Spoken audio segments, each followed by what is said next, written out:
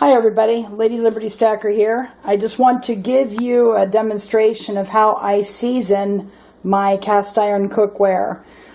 This can be applicable on a first coat, second coat, third coat, or fourth coat. You follow the same procedure every time. I use Crisco to actually season. I use Sellers, actually that's all you can get. Shop towels. They are like a lint-free paper towel that's more like cloth. You can get this at Home Depot or at Lowe's, but Home Depot the price is a little bit better. Then I use an old t-shirt, cut up to spread my Crisco on. This is used basically to wipe it off. And then I have an oven mitt, which is heat resistant up, I believe, up to like 500 degrees. And I also sometimes will use this to rub the seasoning on.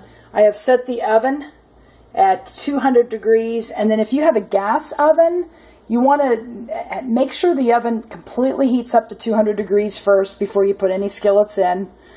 And I do have my skillets in. You can see here's a Lodge that I'm putting the third coat on. Here's an old vintage Griswold, an old vintage Wagner number 9 that I'm putting a third coat on that I stripped completely down to the metal and removed the rust, etc. So these guys are in there heating up. But you would not add any skillets at all if you have a gas oven until it's at least 200 degrees, because I guess the vapor in gas ovens can cause flash rust on your cast iron. You don't want that to happen. Okay, so right now I'm letting it warm up to 200 degrees for 15 minutes. Set the timer. It's already been going, but I set the timer for 15 minutes. And the idea is to open up the pores in the cast iron so you can apply the seasoning. So we're going to let that sit in here, and we're going to wait until the timer goes off, and we're going to go ahead and apply our seasoning. So I will be back. Okay guys, I am back. My beeper went off and I've just seasoned 2 of the skillets, and I'm going to go ahead and season the third one because it's basically the same thing. This is my Griswold. As you can see, these old vintage skillets are a lot easier to handle. I did my Lodge first, and that 12-inch Lodge was very, very, very heavy. But what I do is I take my rag and I take a liberal amount of Crisco, and I'm going to go ahead and do the inside of the pan first. I have a heat-resistant silicone heat pad on underneath that works out great for my seasoning. It's really just a hot pad for casseroles and such. But anyway, I put on a liberal amount of seasoning here. Crisco. Crisco's worked the best. I've used the flaxseed oil, cold pressed, natural organic, but the stuff is expensive and the smoke point is higher, and this works. It's much more effective. Now I go ahead and take 2 shop towels, fold them, and then you can, when they're used up like so, you can just fold them over and you've got a clean surface to work from. But now I'm going to wipe it all off. So it soaks in the pores of the pan, so you're still getting a thin layer of oil, but it won't pool and gel in the oven when you're cooking the seasoning on it. So I just wipe it all off. There's a very thin amount that remains, and it'll look kind of like so. So make sure to wipe it all off. Now I'm going to go ahead and turn it over. I'm going to liberally season the back, get in all the nooks and crannies. This has a heat ring to it, and it's got little nooks and crannies around the handle, and just going to get it all in there real good, get a little bit more. Now these are so light that I can pick them up with one hand, and I can apply the seasoning that way. And I do the inside of the skillet first, because if I did the outside, it would be, this silicone pad would make imprints on it, and I wouldn't want that. That'll bake in that way. Now I'm going to go ahead and wipe it all off, as you can see. and make sure to get everything off, even on the logo part. We want people to be able to see that if I eventually sell this one. I don't know what I'm going to do. Honestly, I love this stuff. I've been collecting it. But anyway, yeah, you're going to see how the seasoning is coming off, the extra seasoning. So I'm going to go ahead and wipe it all off. And we're going to put it back in the oven when we're done. And we're going to turn our oven up to 300 degrees and set the timer again for 15 minutes. And allow it to start to season, but not until it reaches its smoke point. The smoke point on this is approximately 400 degrees, and I go a little over that to get it to carbonize onto the pan. It forms a solid surface with the molecules and the chemical reaction with it. It's kind of neat. So now what I'm going to do is I'm going to put this back in the oven like so. And there it is. So we're going to put it back in the oven. Okay, and now I'm going to turn the camera around so you can see. I have to turn my oven off, turn it back on again. It goes to 350 automatically. I'm going to turn it back down to 300. Set the timer for 15 minutes. It doesn't matter if it's not at 300 for 15 full minutes. It just, starts the seasoning process, but where you can still wipe up excess oil that you got in the pan with the initial seasoning. That way you don't put too much on. So, okay, so I will be back for the final wipe down. Okay, guys, now that the 15 minutes is up at the 300 degrees, my timer went off, so I need to turn off the timer and go ahead and take out my skillets to wipe off the final seasoning. And the first one I will do is the Lodge. It is very, very heavy. That's why I like the vintage stuff, because it's just a lot easier to handle. Okay, so here we go. We're going to go ahead and change my mitt to my left hand, and I'm going to go ahead and wipe off the seasoning here.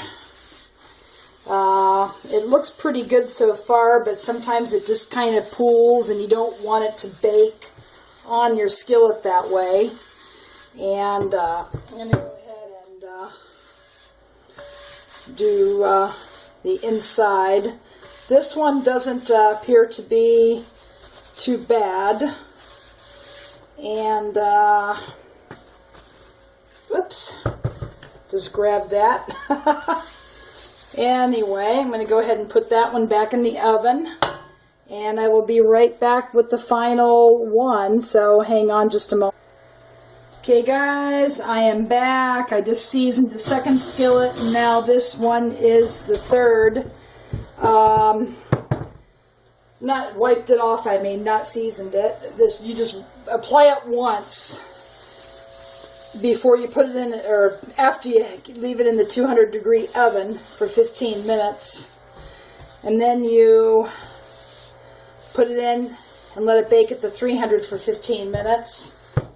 And then you wipe it off. Wipe it off before you put it in at 300 degrees, and wipe it off after you take it out after the 15 minutes at 300 degrees. So here it is. This is a Wagnerware number 9. I think it was brass plated or nickel plated or something, because it has a strange coating on the back, which does the inside doesn't have. Just looks like all my other cast iron, but the back has it. Nevertheless, it's a good cooker. And I'm going to go ahead and change the mitt. This one is a little heavier. I'm going to go ahead and put it back in the oven. Now that I have all the seasoning wiped off. And what we're going to do now is we're going to, again, put the oven now. And I put the oven at 405 degrees. It seems to work real well.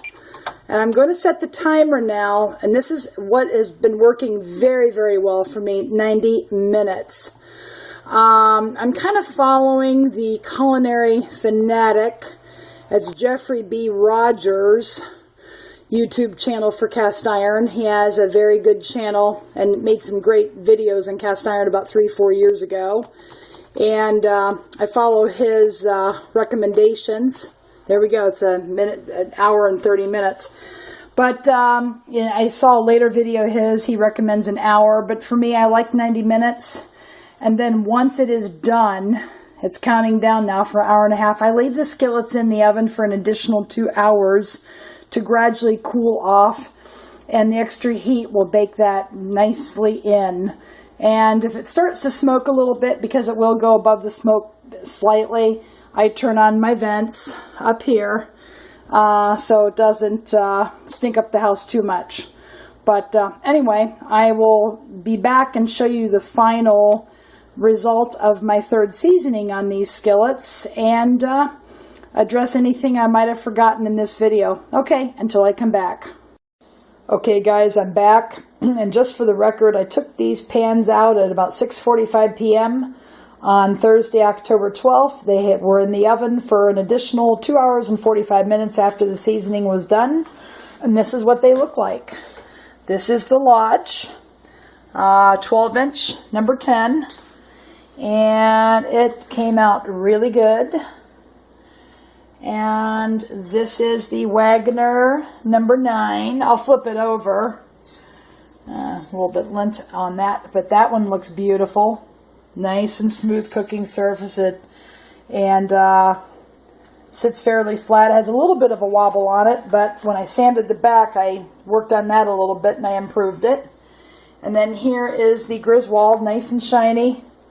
A little bit brown, more brown than before. And let's go ahead and flip it over so you can see what it looks like on the back. And this is after 3 coats of seasoning. This is an old historic Griswold. Beautiful. And this one is a Wagner number 9. 1059 is the model number. And it has like a coating on the back. I don't know if it was brass plated or nickel plated. But maybe they made them that way. And somebody watching this, you might know. Doesn't look like just the pure cast iron, which it is inside. Looks like it has a coating on it. And but at any rate, that turned out fine. And I'll give it one more coating. And then, of course, the Lodge, I got to switch hands. It's really heavy. And I don't want to scratch my cooktop. I'm just trying to turn it over. Very, very heavy. That's why, guys, I like the vintage stuff. It's easier to handle. It's easier to lift and everything else. But at any rate, this is a Lodge. And just to reiterate, this just went through one seasoning cycle. But just to let you know, you set your oven to 200 degrees.